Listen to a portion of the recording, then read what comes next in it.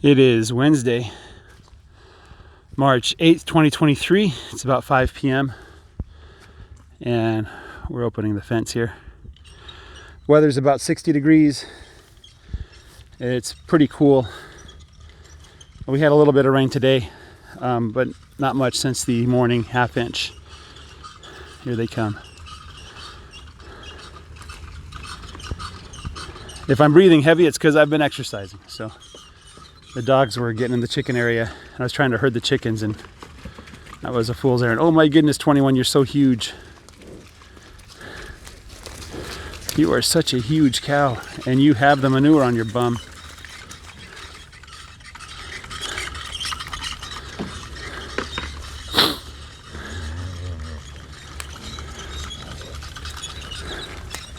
Well, let's see what they did to the last pasture that was soaked with rain. The answer is they ate the grass and pretty much left it alone. I don't see any mud. A little bit of mud, I guess. That's a good sign. That cow's jumping and kicking. I'm giving them two sections because I won't be here in the morning, on Thursday morning, so I won't have time to move them. See them jumping around? Yeah, I got a little bit of it too. One of the words that Greg Judy uses is sylvopasture. And what that means is basically trees in your pasture. And the reason why he puts trees in his pasture is because it helps in lots of different things. One of the things is, for his climate, the woods provides shelter in the cold, right? So on those days when it's below 30, below negative 30, the cows can go to the woods and take cover from the wind. Here in Texas, one of the benefits of having trees is the shade. On those really hot, muggy days, the cows can take shade under the trees and get out of the sun and get a little bit of respite from, they're all going crazy.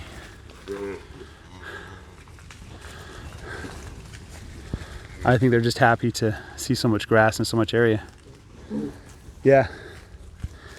Also, the grass that grows under the trees is a little bit different than the grass that grows out in the pasture. It's a little bit sturdier. There they go again. Those are the calves, by the way. I know sometimes on the maps they mark the areas that are wooded as you can't use them for agricultural purposes. But as you can see, there's quite a bit of grass here. And because in the heat of the summer, the cows take shelter under the trees also get some more manure than the rest of the pasture does. What are these calves doing? They're just so excited. So that's the word sylvopasture. So when you hear Greg Judy use it, now you know what he's talking about. I too would like trees in my pasture. Having empty pasture is nice, but having trees spaced apart is also good. Should I be scared?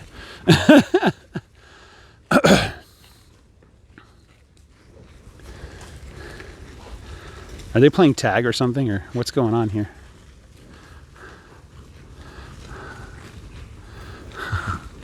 I guess in springtime they all go a little crazy.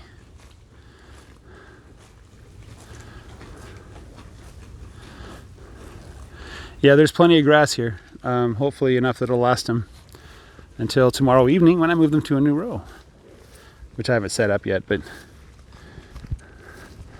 let's ooh, look at all this clover. There's tons of clover here. That's good to see. Looks like I'll be setting up the new pasture. Ooh, look at this grass. Oh my goodness. That's at least 2 feet tall. So we got some downed branches. This tree is pretty much dead, I think. We should probably cut it down. Do something with the wood. That tree has been stripped of its branches and it's covering up quite a bit of the woods there. It looks like one of the down branches is actually blossoming and growing leaves. That's probably going to end up in the next row. So any chance I had of moving it out of the way is gone. I have to wait till the cows go through it first. Anyway. Yeah, sylvopasture. I had a thought that maybe I'd put the trees about 100 feet apart in both directions. So on a grid or something like that. Maybe a hexagonal shape.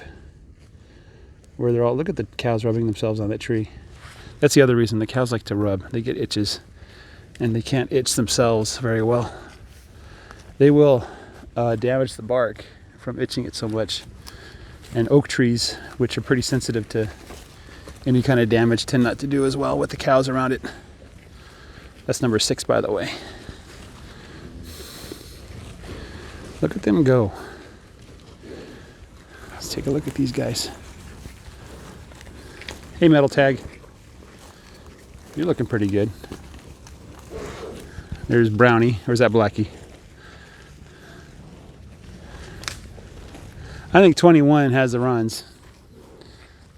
Pretty obviously on our bum there. Ideally, I would have hay up until mid-April, I think, is when I would like to run out of hay. Probably keep a couple bales back for emergencies. But actually, I'd like to keep a bale back so I can plant sweet potatoes under it. You can spread the hay out on top of sweet potatoes and you'll get more sweet potatoes. They grow quite well in hay. Hay can be used for other things too. Number 6 is just getting all the itches itched. Look at her go. Yeah, cows like trees. They like to be around trees. They like pasture too, but they do like trees, and the trees like them. So maybe one day I'll get it all working together. Blue's rubbing herself on a tree now.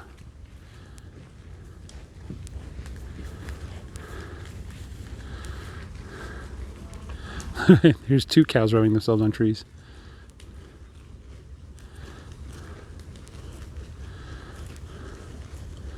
Look at that, she's rubbing the top of her head too.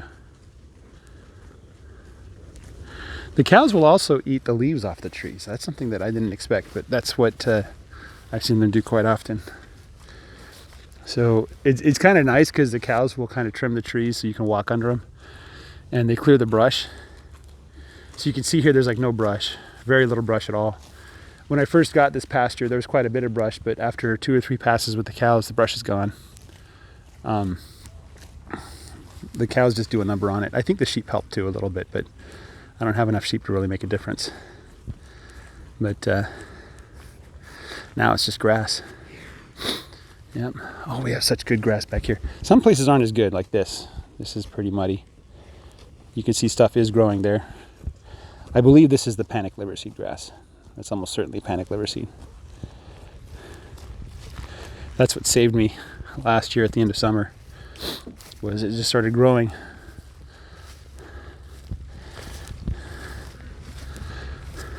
Assuming I've identified it correctly. I could be completely wrong.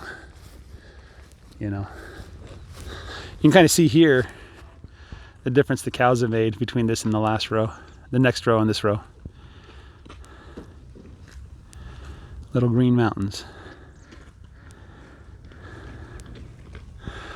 Let's see what kind of feed is left. A lot of cows are skipping the feed. There you guys go, just looking at the leftovers, huh?